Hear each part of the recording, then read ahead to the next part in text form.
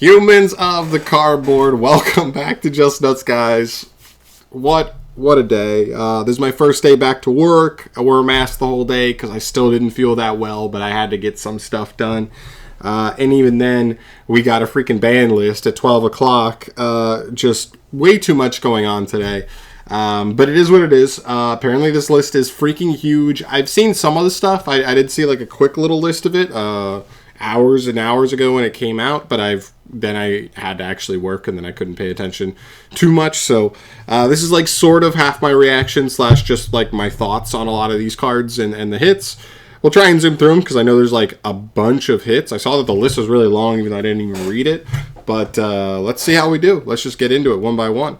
First off here, Aido. This is good. I felt like if there were going to be hits to tier, we've seen all the hits that need to actually happen to like tier itself. I think Aido and I'm assuming Kelc's going to be on here as well, would make the most sense. It takes away like the super high roll potential. There's always the potential that you mill like 3 or 4 just straight up good cards or whatever when you're actually milling off of just like actual tier cards. But like that is what it is. But you shouldn't get 5 extra free mills off of that. For sure. So I'm about it. These are just super high rolly cards, and I'm kind of surprised a little bit just because they just revealed the new Lightsworn cards, and these actually could have been potentially playable cards in the Lightsworn deck, but it is what it is.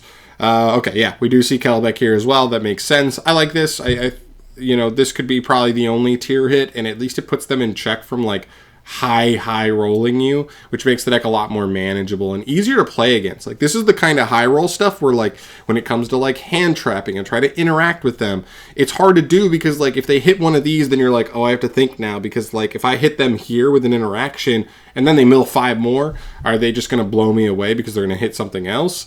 That's definitely an issue, but I think the deck becomes a lot more manageable now. Is it still good? It's probably still good. These aren't probably the only thing the deck needed to be good, but it definitely loses a little bit of oomph for sure. So I'm happy about that. I don't love tier, so cool. Next up we have Mathmech Circular. This one is very surprising to me, and I guess the big thing here is this is Konami doing a preemptive hit because this deck has like straight up just not been a part of the format at all. Konami, I guess, maybe is fearful that if they hit a bunch of the other decks, that like maybe Mathmech or just Cyber's decks in general become a little more scary. So let's make sure they're in check. But Circular was already limited. I don't feel this one at all. I felt like if anything, like Dragon Link would rise up because of this ban list, and Bestials are already played as generic hand traps anyway. I just don't really see the point here. This felt like totally unnecessary. I know some people just don't like Circular as a card, but this literally kills Mathmech as a deck. Like they literally are just not good enough to play now with this card hit. So it is what it is, but like, okay. All right, there we go. Don't love it. Next up, Iold. This is a card that always should have been hit. This is a card that like in the first iteration of Infernoble Knights could have been hit, but we waited for a whole nother wave, and it finally happened here. In fact, I would have argued Infernoble Knight was better in that format than it was in this one, but because this format's so diverse, but it is what it is. It's a card that was going to eventually get hit. We just all knew it, and look at freaking Lynx, dude. By far the most ban list represented extra deck for style of card, which is insane. Just shows how broken Lynx are. But yeah, this one makes a ton of sense. This one was always going to get hit. Not surprised by this at all. I mean, I guess I'm a little surprised just at the timing of it. We just always knew it was going to be here. So it is what it is, but we'll move on from that. Scrolling, no synchros, no exceeds. Any spells? No. Any traps? No. That's it for the bans. Only those 4 cards. Cool. So some tier hits, some Infernoble hits. I guess sort of like a Mikanko hit, but it's only specific versions that even played Iold at all anyway. And then some Cyber's hits as well. Interesting. All right, next up, let's get to the limited section. I think this one has a bunch. First one, Horus Harp. I love this. This is the first hit on here that I love. I've been saying this for like over a year. I felt like Horus Harp could have come off the list. This is good to see. I'm happy that it's finally here and able to be played again. Do I think it does that much? Not necessarily. I think it's interesting, but I don't think it's, you know, oh, look out, Orc is going to be the best deck in the game again. I mean, there are some cool new tools. We have the Horus stuff. The tier limit stuff also could have something to say about the Orcus package, but with only one Harp, I don't think that's as big a thing. For a deck that random mills, I don't think Harp is that interesting. But definitely a card that definitely helps push the Orcus engine just a little bit. I think we won't see it do too much, and then potentially on the next list, we could see it go to 2 or 3 and actually see a little more excitement there. Next up, we also see Redux here going to 1, I'm sorry, from Forbidden. This one's super interesting as well.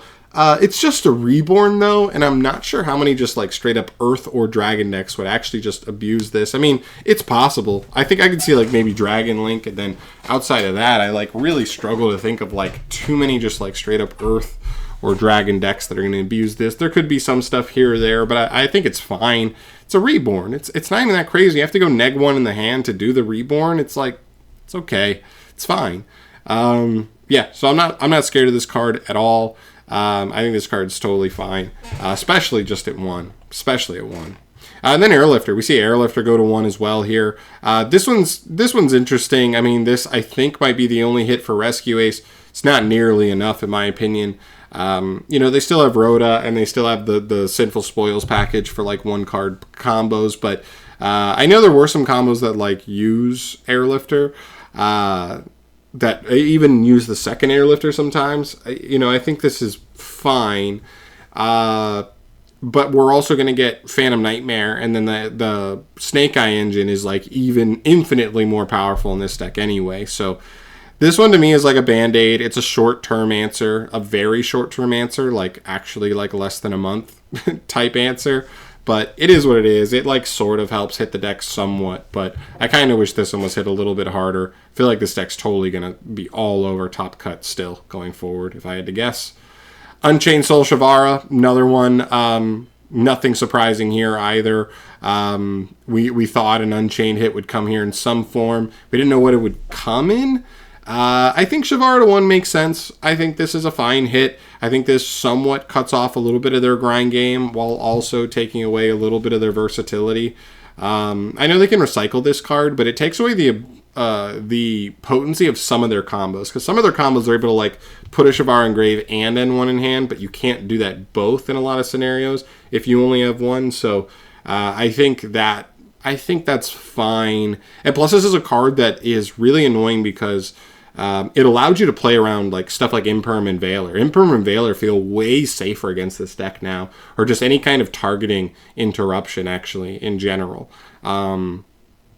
Like Aruha is like an awesome extender, but it's an ignition effect, not a quick effect to chain. So it's a slow ignition. So Shavara be going to 1 makes it way less consistent that they're able to just dodge, or it's kind of like it's like a miniature version of miscellaneousaurus, where like now the miscellaneousaurus is at 1. A lot of times now they just have to fossil dig for it when they already opened it with Oviraptor. So you know it's in hand, so you don't have to fire your card that plays into it, stuff getting dodged, because you know the Shavara is in hand, because they have their own Rhoda as well. So that's cool. Yeah, I think that's fine. I think again, though, I think this deck's still going to be pretty good. I think it maybe, because this deck had kind of fallen back a little bit recently, it's still probably like a borderline top 5 deck, but we'll see if this actually has a bigger impact, because this does also, sometimes people would say talk about how Unchained has some consistency issues, and this does not help that, so we'll keep an eye on that. Next up, we have some Avalon stuff. Dryas and Healer both go to 1 here. I think low-key is the bigger hit here Healer, because their 1 card combo would use 2 healers. Or am I dumb? I mean, I haven't played against this deck in a while. I'm assuming this hurts their 1 card combo. I'm assuming this also hurts any grindability for them, where if you do break their board, they just straight up can't do the combo again, because you just have you would only have 1 Dryas and Healer, would have gone through both in the first turn, and now they don't have a 1 card combo to follow up on. That could also be the potential here. Honestly, I'm not going to pretend to speak too much on this deck. Like, I know the ins and outs of it, so let me know more on it. because this is a deck that I just don't end up seeing all that often. So it is what it is. But it's a deck that's like gotten enough high level tops that like it probably deserved a little bit of respect. So I'm kind of glad it's here. But yeah, cool. This is the first card coming off the ban list that I'm actually scared of. Ib the World Chalice Justiciar, whatever. This card's insane. You'll hear a lot of people just call this, Denglong. This card's better than Denglong. They both take generic materials, but Denglong forces you to play Worms and the Yang Zing cards. This card forces you to play World Legacy cards, which are way more generic. That's my bigger deal, is that this card searches like Succession, and like Succession is just like a Monster Reborn. Or, you know what I mean? Like you're just searching Reborn. Whereas Denglong searching like 9 pillars. Good interruption, but like you have to end on a Yang Zing, and so like you're forced to play extra, Worms and stuff. This deck just, I don't know. This card I'm a little more scared of. We'll see. We'll see if it's actually insane enough, but maybe hopefully Konami's done the research to see that whatever can play this, it's not going to be so overly crazy, so don't crap your pants about it. But we'll obviously have to wait and see. But I'm scared of it. I'm scared that players will just come up with the most heinous concoction of combo cards and then just do some crazy shit. Just a bunch of 1-card Synchro 5s, and then you just win the duel from there.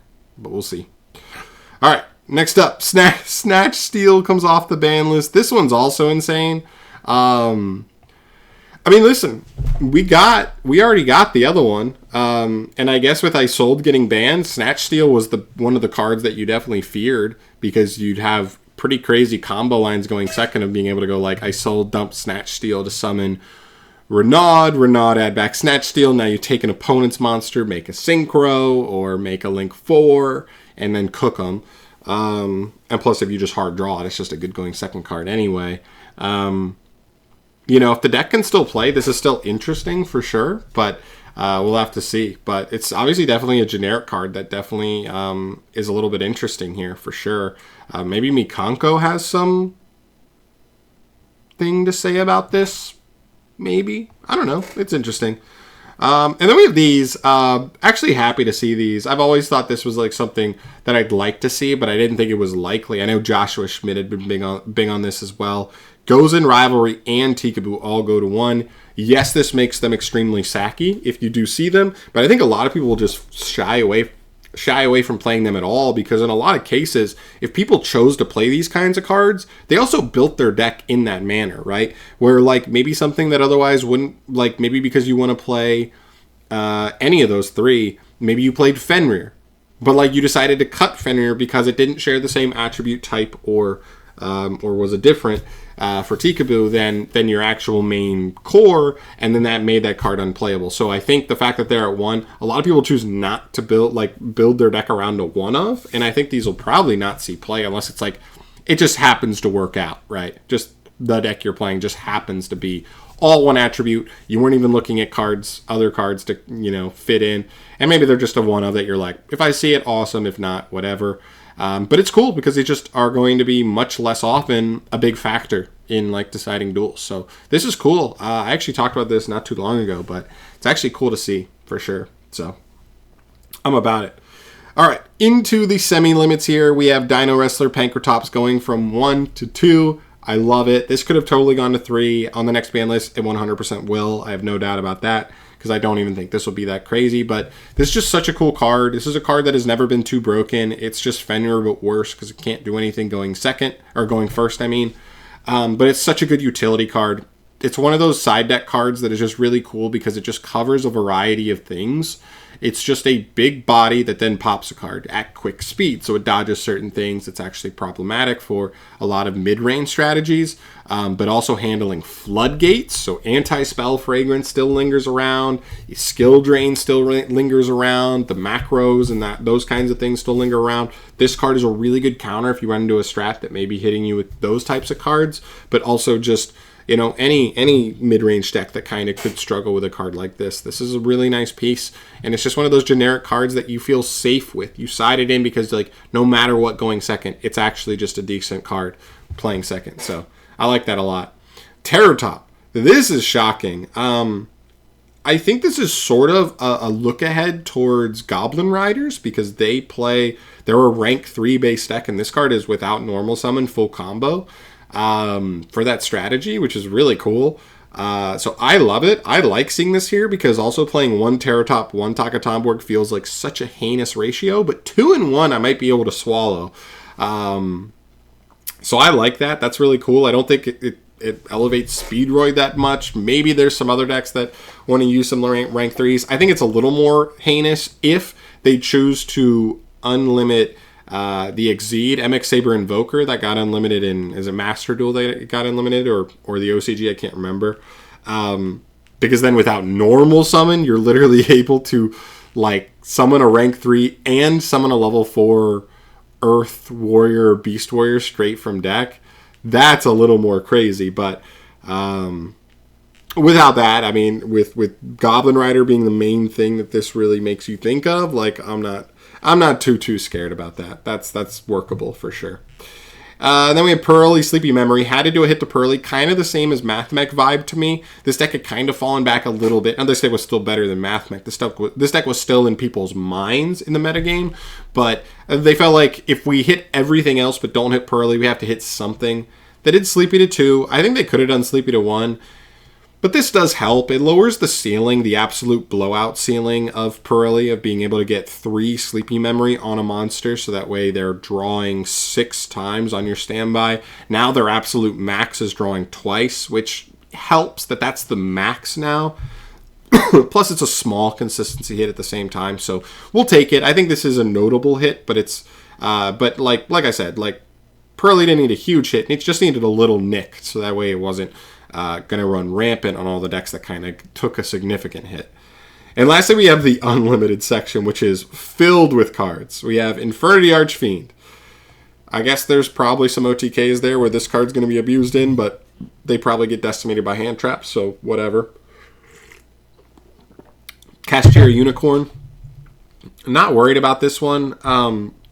With the Exceed banished, I'm not worried about this. Horus Harp banished, I'm not worried about this card. And it was only a 2. They felt like it was a dumb hit. We all agreed. Cool. Mind Control. I'm kind of surprised to see Mind Control come off the list here. This is a non once per turn monster steal. Definitely interesting for sure, especially with SP Little Knight. Now, maybe this is just a factor of power creep, where like a couple of years ago, this was a little bit too good, especially in multiples. But nowadays, man, like being able to just mind control, rip a monster. If you draw 2 of this, take a monster, make SP banish another monster, and now you contend another interaction is kind of broken. And now the fact that you can also consider that combine mind control with the 3 copies of mind control with I'm dying here. Change of Heart, and now the 1 Snatch Steel. You can side 5 copies of a Steel card. So drawing 2 of those is pretty insane going second. I mean, obviously negates will be a problem, but if there's not negates, you may just rip a board with just 2 cards. That's totally possible. So very interesting. And Tactics. Tactics is another one. Tactics and Thrust, but yeah. Pot of Desires, we knew this was dumb when this went onto the list at 2. This should have always been a 3. It didn't make sense to have it at 2, so cool. Good for Konami on realizing that. Spellbook of Judgment.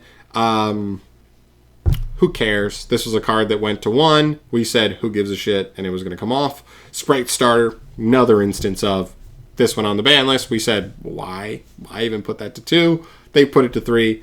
Cool. They'll probably play it if depending on the version. And then Upstart Goblin. Actually kind of interesting for Striker specifically. This does give like Striker just 3 Upstart Goblins now. Now it does give the opponent the life point advantage, which can be risky because Striker is a little bit slow sometimes. But I don't know. That's interesting. I don't think it's that interesting for too many other decks. I mean, we'll see. I mean, there's stuff like Selene. A couple different decks are messing around with like Selene access code lines, and this is another card that adds another free spell engrave to make that super easy. But theoretically, you're only going for those lines going second anyway, so your opponent would have spells, and then you would only need 1 or 2 anyway, so that's not really that big of an issue. Yeah, these are fine. I don't think any of these are too impactful here. Mind Control's probably the most interesting one to me. Desires, Starter, Unicorn are all like whatever. Archfiend and Judgment are like really whatever. And Upstart Goblin, you know what? I'll throw Upstart Goblin in the interesting category for sure. From it going to 1 to 3, I wonder if anybody will mess around with this. Droll and Lockbird will have a lot to say about that. But I guess if it's a format where Droll's not really popular, you could play it just to be like, nobody's playing it in their main. I'm going to go ahead and play 3 Upstart for like hella consistency and try to punish people. But also, like, if you're playing a deck that wants to play Desires, you can't play Upstart. So I think it has enough barriers where it's not going to be that big of an issue. That was a big deal 5 years ago when you said if Upstart Goblin was at 3, everybody would just play 3. But now there's enough barriers where it's like, I don't know, we do. So very, very cool. Trying to think off the top of my head if there's anything that's like significantly missed. I wanted Prosperity to go to 1. Other than that, there's no Runic hits, but Runic really, I mean, I know they just won the most recent YCS, but like literally other than that, it's like not been really a part of this format that much at all. So I guess I'm not really that worried about that. Fire King just came on the scene, so we knew it wouldn't get a hit, but man, that deck is scary, especially since like in like a month we're gonna get Phantom Nightmare, and then that deck's really, really scary. So we'll see. I mean, I think we're on a timer here. We're gonna get this ban is gonna go into effect, I think January 1st, and then 4 weeks later when we get the new the new set, Phantom Nightmare, we're gonna be sitting there going, wow, Snake Eye Pure is insane. Rescue Ace got a huge buff off of this. Fire Kings are insane, and they're going to set the new format, basically. But for now, it's kind of exciting. I'm kind of curious with, like, I like them just kind of hitting the ceiling on a lot of those best decks. They didn't really neuter any of these best decks, except for maybe Infernobles. We'll see. We'll see if they can recover through Iold, but just kind of hitting the ceiling on them and just kind of lowering them down to maybe the tier below. If anything, this just serves to make the format even more diverse. Something like Manatium could be really scary now. But we'll see. We've been in a heavy hand trap format. I think that serves well to kind of hit Manatium and stuff like that. But we'll have to wait and see. But I'm out of here for today. Thank you so much for watching, as always. If you made it all the way through, thank you for hearing me ramble about all these different hits. I'd love to hear your guys' thoughts down below on the list below. And let me know what you're excited to play post this ban list. Because I've got to do some thinking and working on stuff on, like, what I even want to mess with now post ban list. But it's a very, very exciting time for sure, because this is huge. This is such a huge ban list. But I'm out of here. Thanks again. I'll see you guys in the next one. Peace.